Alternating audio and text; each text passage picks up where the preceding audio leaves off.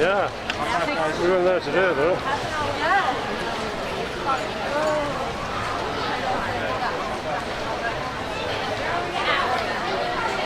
Right? That's us right there. That's good as well. That's all I was doing. That's all I was doing. Oh, it's nice around it. Yeah. Towards Africa. Like you do. Fish have come out round by Doug and Russell. Yeah.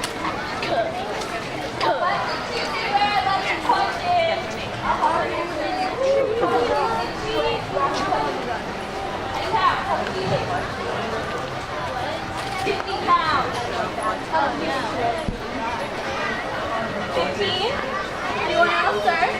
How much? 50? Okay. 7. All right. 2,000 pounds, sir? I'd be crushed. 55. I'd cover her ears if I wasn't going to get bit. Poor girl. Not that bad. No. Tuesday here weighs a remarkable 3.5 pounds. That is it.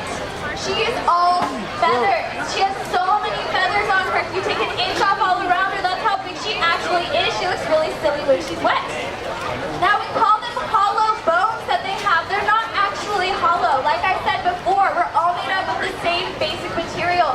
Right now your bones are doing something very important. They're making blood cells for you as you stand here. Tuesdays needs to be able to function as well, but she also needs to be able to fly. So she has ear pockets throughout her bones. If you do a cross section under a microscope, it's going to look like a sponge in your kitchen. So she has ear pockets inside. That's going to make her very nice and light. If she can keep her feathers nice and clean and trim and beautiful, she's going to have perfect wings. The feathers are going to overlay perfectly. So when she wants to take off for that flight, she's going to have those nice, powerful wings, and she's going to have those very light bones. It's going to help propel her away. Great questions. Okay, guys, we have to go inside because we have to get ready for the show. But come on in, come see flight. You say I'm just going to go over there and get a drink while you're checking him out, while you're checking each other out. Yeah, where's this? Oh, I'm still over there. Probably. Yeah. I've just been checked out. Oh, the owl. Oh, there's the microphone outside. I'm not small furry. We're going over here. We're going over here. I'm going to get a drink. Oh, good plan. I'm gagging. What do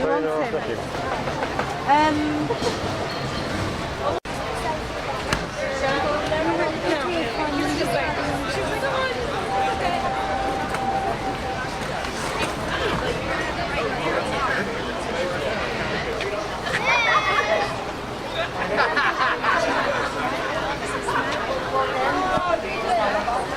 Want your pretzel?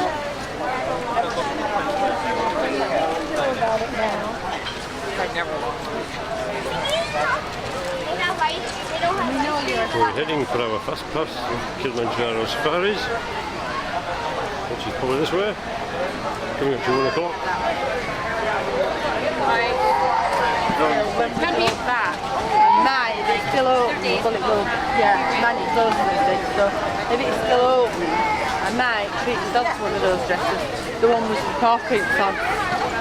There's a nice black one with paw prints on. Oh, cool. Yeah. There must be there is some days at home when I've thought, oh, I wish I had some wool on. Right. Depends, so your definition of cool is temperature-wise. Yeah. Right, back to What'd you get? Kilimanjaro safaris. I know, you like sand.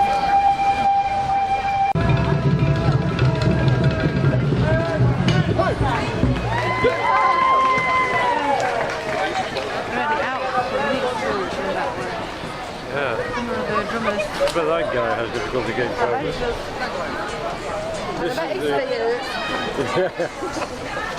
This is the market, I think. Yeah, that one you were thinking about. Yeah, it is. But this is the eating one. Yeah. When we run that for eating, yeah.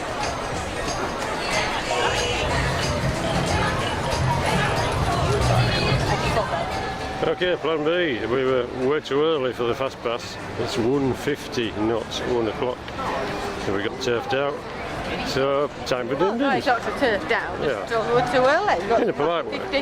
51 minutes, I think we said. Yeah, it's absolutely spot on and correct. It's our fault. Right, so check out the din dins. Don't say din dins. Yeah, I don't know. Right, might have to edit that out. Show us it.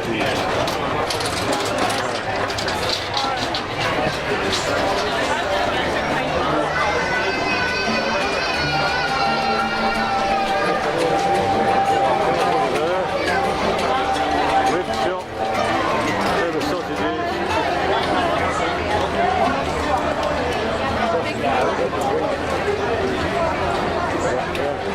Cold beer, ice soda, drinks. Yeah.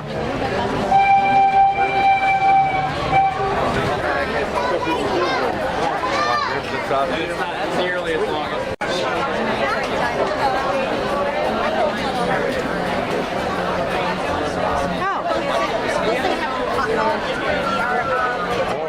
This is the allergen, yeah, so that's... It's like it's a mini. I thought it was an ordinary menu. Yeah, So this is the. this has got horseradish sauce in it. So it starts with.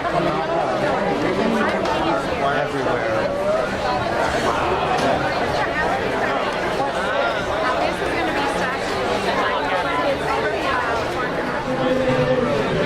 It's cold, but it's tough. But it's nice.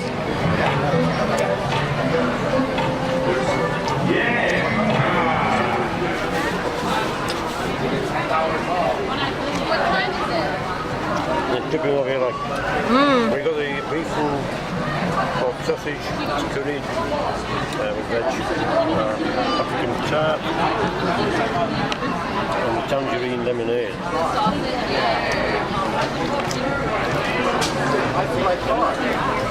Well, that's nice. Yeah, that's what I thought.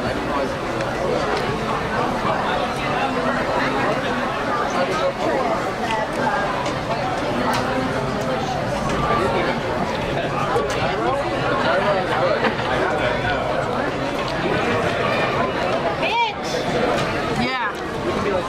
Yeah. Rather try that.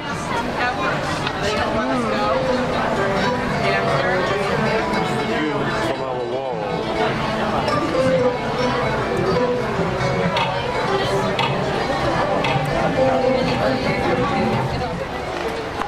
Quick after dinner report. We had the curried sausage.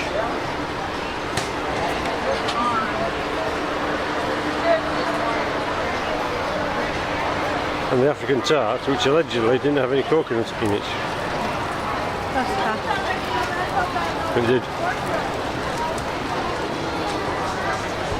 Come, babe.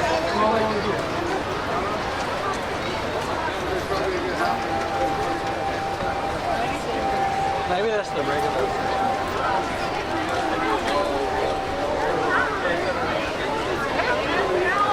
Now we're in the Fastpass queue. I think someone said this is animal stalking somewhere over.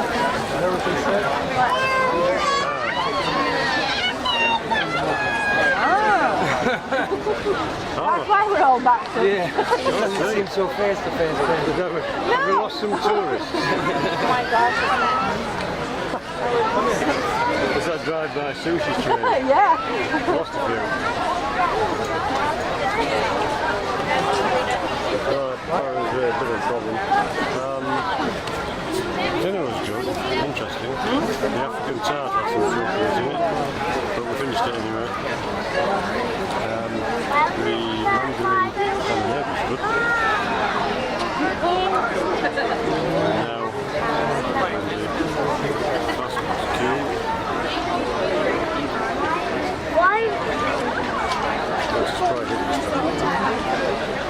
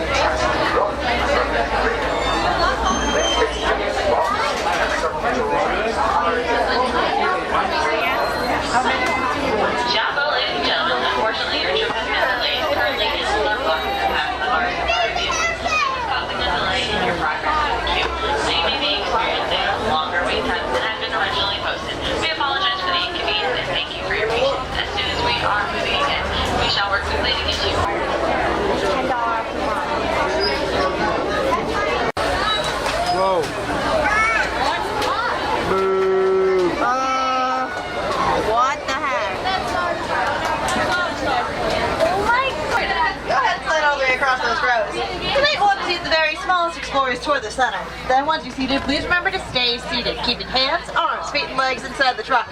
Supervise any children, make sure they're staying seated as well. If you're sitting on the right-hand side, watch your hands and feet. The horn's going to be sliding in. Door shut in just a moment.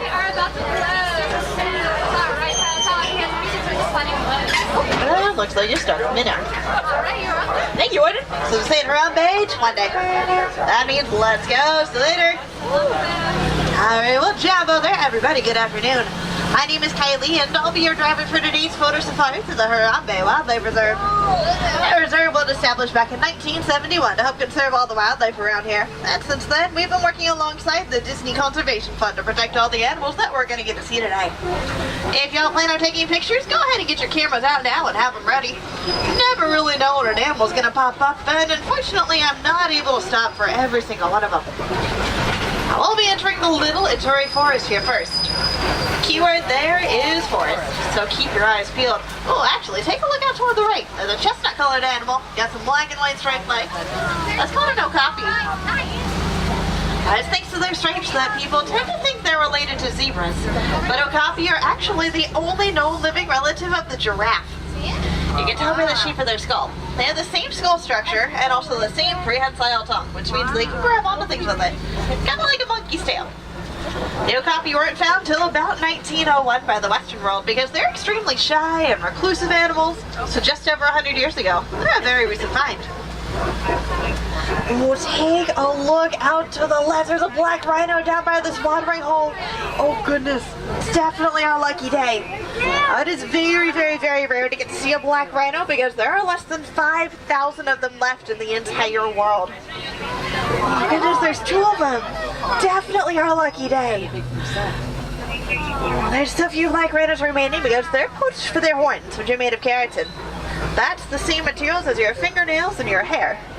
But here in Harambe, we're working alongside various different groups in Africa to develop wildlife security teams who will protect all sorts of different animals, including black rhinos from poaching. Up on this hill to the right, there's a really big black and white bird. It's called a saddle-billed stork, named for a yellow saddle shape on his bill. Pretty big birds, they can get to be up to 5 feet tall with an 8 to 9 foot wingspan, which is just about as wide as this truck. Very large. Pretty cute too, they mate for life. So cute. I want to see some movement up this way, let's see. Oh, take a look out here to the left. There's some large skinny antelope up on the hill. Oh, get us past this bamboo. There we are. These are greater kudu.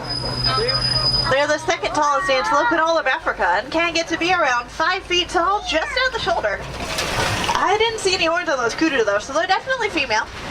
Males do have horns. They have some of the longest horns of all the antelope species, in fact. Right up this hill here and around the corner, we'll be entering the Stock River area. I usually have some pretty good luck finding hippos around here, so just keep your eyes on the water. When hippos are fully submerged, they can be a little hard to see. Tend to look a bit more like very large, smooth rocks. Take a look out to the right. Looks older now. See one resting down there. We're not out of the river just yet, though. Let's see if we can find any more hippos who might be a little easier to see. Maybe just around the river bend. These are some incredibly large animals. When they're born, hippos are already about 85 pounds. Fully grown, most of the scales are right around 5,000 pounds. They're huge. It's almost twice the size of a black rhino. Well, looks like there's one out of water a little further up this way. Let's make our way on up, hopefully before she gets too far. Sometimes we'll entire bloated hippos who like to hang around the spot of pink-backed pelicans on the island. These gray and white birds, they get their name because their backs do actually turn pink during the mating season. It's like a dusty pink color.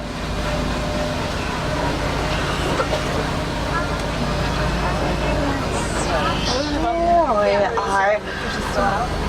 Now there's a really big bush in the way. We'll get past this. There's a couple hippos out of the water. Goodness. I guess it's getting to be about that time of day. The hippos will typically spend the majority of their day in the water, and then they'll come out around dusk to roam around, get all the food they need.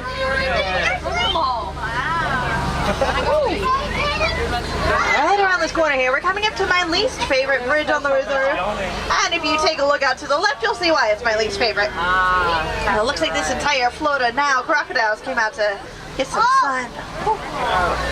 I see a couple of them with their mouths open. They're probably a little overheated. When these crocodiles get too hot, all they have to do is open up their mouths and release all that excess heat.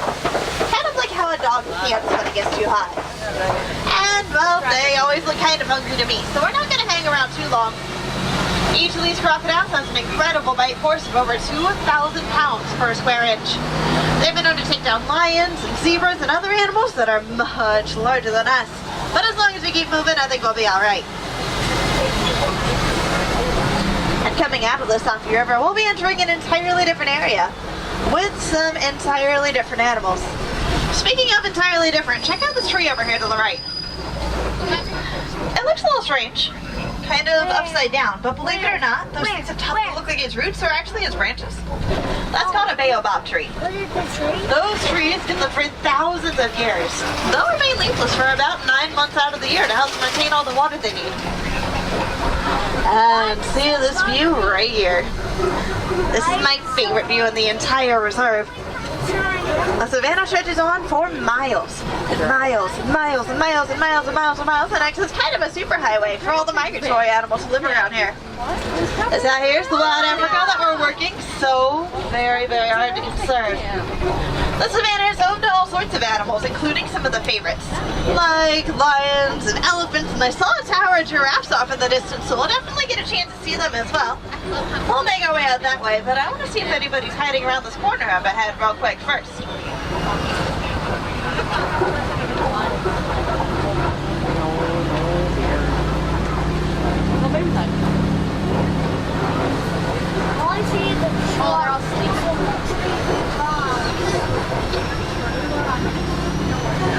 Let's see, anybody over here maybe? Oh, sure enough, take a look over here to the left. There's a small tan and white gazelle laying down out in the clearing. That's called a springbok. They're some pretty neat little animals. They're only about 3 feet tall, less than 100 pounds, and fully grown, so this is about as big as he's gonna get. They do have the word spring in their name for a reason, though. If you happen to spook a springbok, it's capable of jumping 12 feet straight up in the air from a standing position, which is straight over this truck. It has some very powerful little legs. You've probably also noticed all these reddish formations popping up all over the place. They look a little bit like piles of dirt or clay, but these are actually termite mounds. So technically still piles of dirt, but mixed with a whole bunch of termite spit. And termites can build their mounds pretty tall. I believe the record was like 30 or 31 feet tall, something like that. It was massive. And these mounds are hard as concrete for making out in this African sun all day long. Once they're tall enough, larger animals like giraffes and even elephants like to use them as scratching posts to scratch their backs because they can't really reach. They'll wear them down, and then once they're at better height, the smaller animals like gazelle and antelope will hop up on top of them and use them as lookout perches to keep an eye out for any predators who might be hiding in the taller grasses.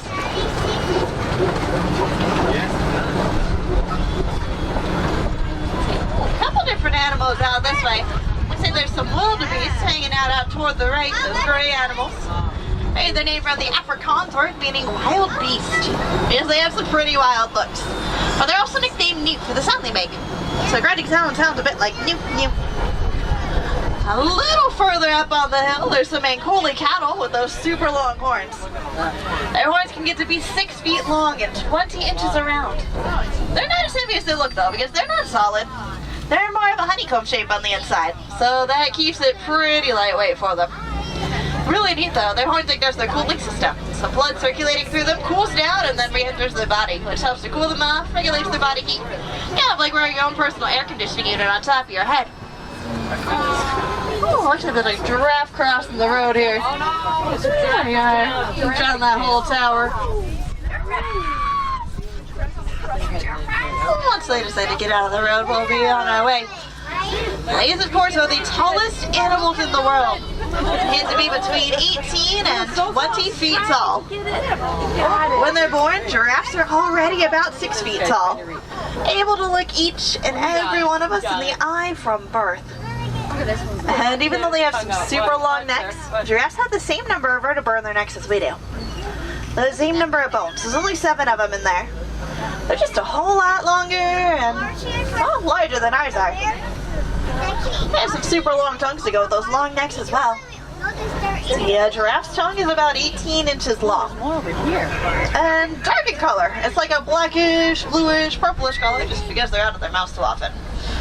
See, giraffes' tongues are prehensile, which means they can grab onto things with it. So they use it to reach out and grab onto food that's a little bit too far away, and then pull it down to their mouth so they can eat it. Well, giraffes spend about 16 to 20 hours out of their day just eating. So with their tongue out of their mouth so often, if they had pink tongues like we do, they'd get sunburned, which would not be fun. Right over this ridge, we're going to be entering Monkey Point. Oh, and that is definitely not a mandrill straight ahead. Well, it's looking like we're heading in the right direction towards some elephant territory, though. We'll make our way around this foliage. There's those mandrills out toward the left as well. Most colorful monkeys in the world with those bright red and blue faces and markings. And of course, that bull elephant out toward the right as well. Wow. He's posing. I'm rude with this guy. Just look like he's all on his own. Definitely a male. Male elephants typically live at their herds. They're about 13, maybe 15 years old. And then they'll go off on their own, or sometimes you can find a bachelor herd. So let's see if maybe I can find the herd he came from. We just gotta head right up this way and not take a right. Okay. Well, that's not good. Looks like the road I was supposed to take y'all on's a little bit close. So I guess we're going on an adventure then. We'll head this way. It should take us to about the same place. I promise I'll get you onto some elephant territory, no worries. Hakuna Matata, right? I just gotta head right around the corner and over this bridge. Well, I really don't like the looks of this bridge, but it's a little too late to turn back now. So we'll just take it nice and slow, or poly-poly. Just keep your fingers crossed. We might need it. I really do not like the sound, but it seems to be holding our weight so far, so that's always good. Well, front part's off the counter or something, right? And back part's off, so let's go ahead and get us out of here. Ooh, that was a close one. For a second there, I thought we weren't gonna make it, but ooh, it looks like we ended up right where I wanted to be, though. I see some touch marks, though. There's clay over here to the right. Elephants will dig in that clay. They'll actually eat it. It provides them with some very valuable vitamins and minerals that they wouldn't normally get in their all-plant diet. Looking like more of that herd's out ahead. We'll keep on trucking. Unfortunately, though, the biggest threat to these elephants are humans. Humans will poach the elephants for their beautiful ivory tusks, but they're also driving them out of their land. The elephant's land contained this ore called coltan, which is used to create everyday items that may even be in your hand or in your pocket. They'll use coltan to make cell phone batteries and also laptop batteries. So if you're ever getting a new phone or a new laptop, just be mindful and recycle the old one. Maybe we won't have to keep going into the land for more of that coltan. Sounds like we're picking up on some local radio here, so we'll sit back, relax. We've been to some elephants down toward the watering hole, so we'll go visit.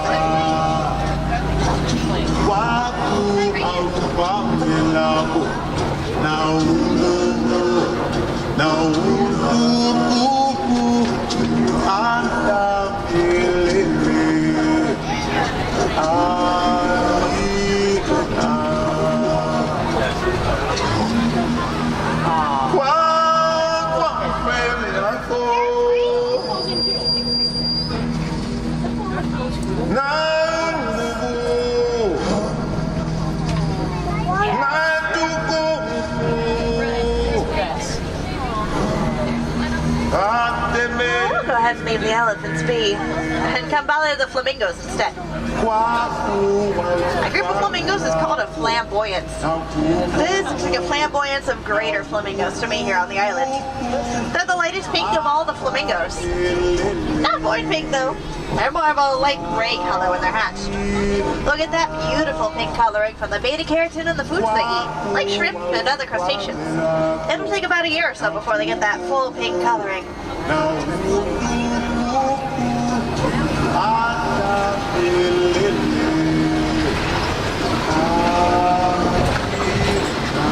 Looks like we might be heading into some white rhino territory here. I see some mud wallows, so hopefully those rhinos aren't too far. They're pretty hard to miss. They're almost twice the size of black rhinos. Just about the same size as the hippos. Around 5,000 pounds each. They're huge. Oh, not rhinos. Looks like there's some zebra a little further out. Oh, we'll make our way around and get us a much better look at them. They're kind of in an awkward spot back in the clearing. See if we can find that crash of rhinos on the way too. Like black rhinos, white rhinos are also poached for their horns, which are very highly valued on the black market. Though despite conservationist efforts to stop these poachers, they're very sophisticated and also very well financed, which makes them very difficult to catch, even on protected reserves like this one. Speaking of difficult to catch, take a look up on these hills. There's a couple of cheetahs laying down up this way. The cheetahs are the fastest running land animals. They'll top out at speeds of up to 70 miles an hour. But they can only maintain those speeds for a few seconds or a couple hundred yards before they need to slow down, cool off, and take a break. So they're more like sprinters. Ooh, looks like there's another one prowling around up this way. Goodness, two more. Ooh, we found an entire coalition of cheetahs over here. Cheetahs' claws, they never detract. They're always out. That's what helps them keep traction when they're running at top speeds. They'll use their tail as kind of a rudder to help direct their body.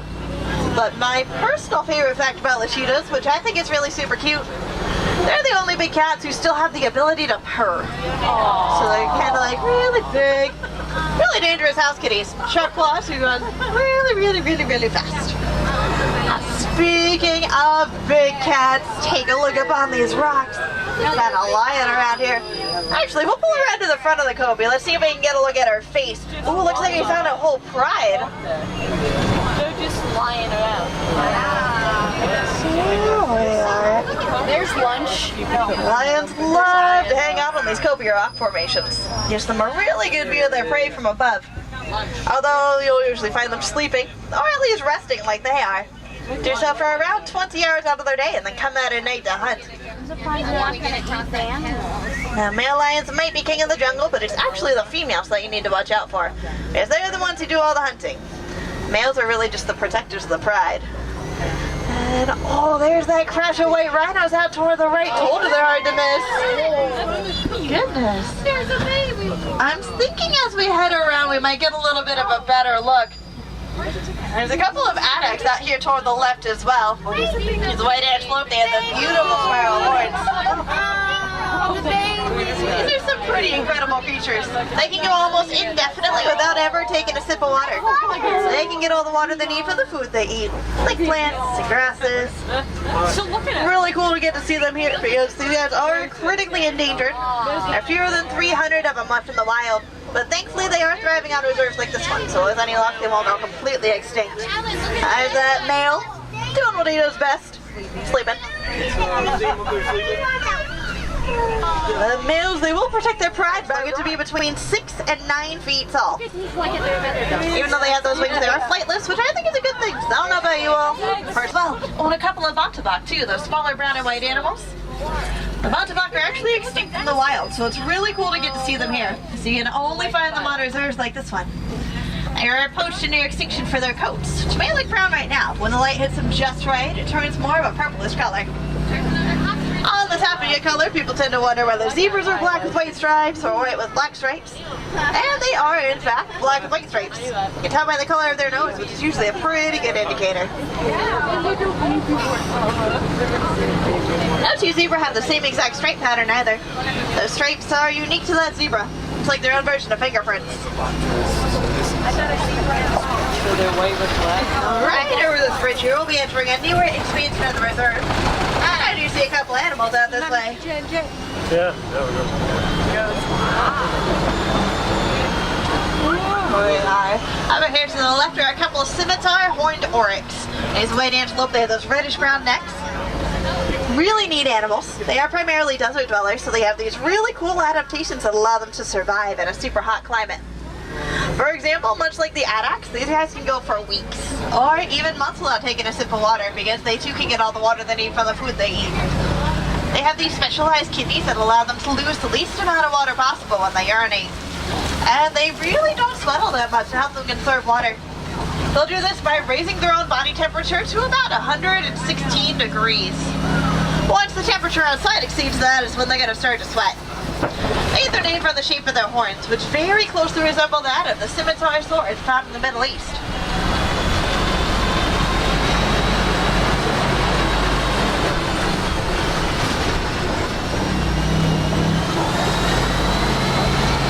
As we round this corner up here, it looks like we're heading back toward the Warden's Post, which means our journey together is almost over. But I hope y'all had a wonderful time and saw a few of your favorite animals. Maybe even learned a few new things. If y'all wanted to continue exploring and finding more animals, definitely check out the Pangani Forest Trail if you haven't yet.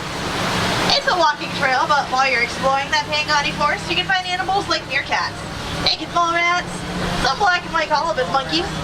There's an underwater viewing of the hippos, and if you're lucky, you may even catch a glimpse of some western lowland gorillas.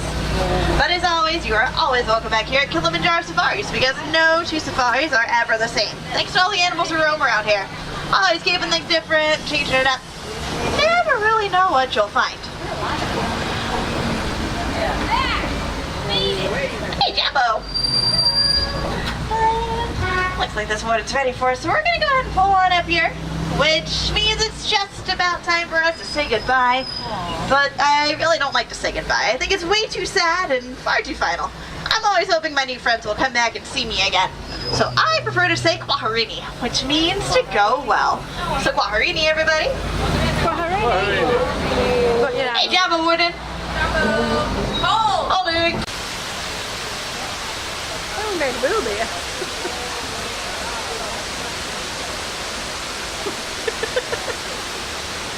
We're in the middle of the Duda Trail. They have changed.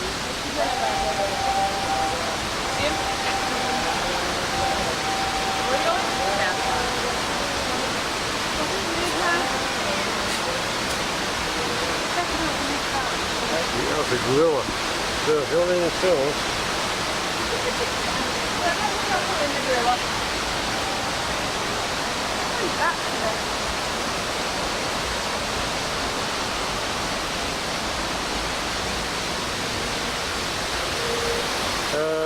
this was after 3, so yeah, let's start cooking.